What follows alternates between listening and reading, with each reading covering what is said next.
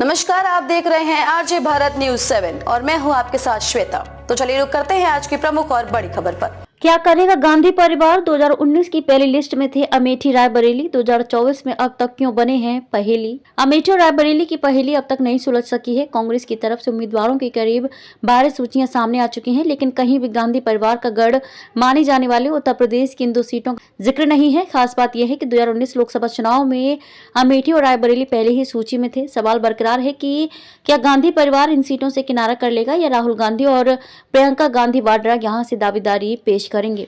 क्या कह रही है कांग्रेस? वहीं एक रिपोर्ट के मुताबिक कांग्रेस नेताओं का कहना है कि अब तय करने के लिए काफी समय है।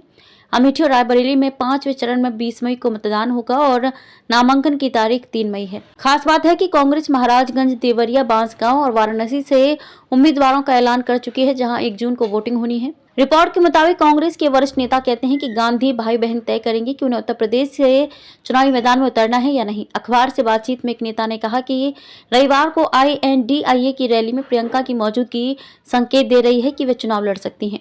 वे सक्रिय हैं। अगर ऐसा नहीं होता तो वे रैली में नहीं होती जब सोनिया, मल्लिकार्जुन खड़गे और राहुल शामिल हो रहे थे। पार्टी के एक अन्य पदाधिकारी का कहना है, हो सकता है कि वे चुनाव न लड़ें। यह संकेत मुझे उनके करीबियों से मिल रहे हैं। कांग्रेस का एक वर्ग मानता है कि इस बात में कोई संदेह नहीं है कि गांधी भाई बहन यूपी से चुनाव लड़ेंगे और सही समय पर फैसले का ऐलान किया जाएगा। अखबार से बातचीत में एक नेता ने कहा कि राहुल का अमेठी से चुनाव नहीं लड़ना बहुत खराब राजनीतिक संदेश भेजेगा। मुझे कोई कारण नजर नहीं आता कि वह क्यों नहीं लड़ेंगे। अमेठी और रायबरेली से गांधी परिवार का नहीं लड़ना भाजपा को एक मुद्दा दे देगा कि यूपी में जीत का भरोसा नहीं था तो वे भाग गए। एक अन्य नेता का कहना है कि दोनों को प्रचार के लिए पूरे देश में घूमना है। वे अपने क्षेत्र से बंधे नहीं रहना चाहेंगे। अगर मुझे सही याद है तो वे बीते 2 सालों में अमेठी और रायबरेली नहीं गए हैं। वे सभी पहलुओं को देख रहे हैं। रिपोर्ट के अनुसार पार्टी नेताओं का ये भी मानना है कि वे चुनाव लड़ें या नहीं, लेकिन भाजपा को मुद्दा मिल जाएगा।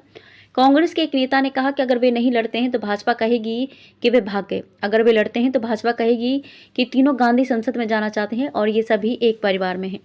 खास बात है कि 2019 में राहुल ने वायनाड के साथ साथ अमेठी से भी चुनाव लड़ा था। वहीं सोनिया रायबरेली से मैदान में थी।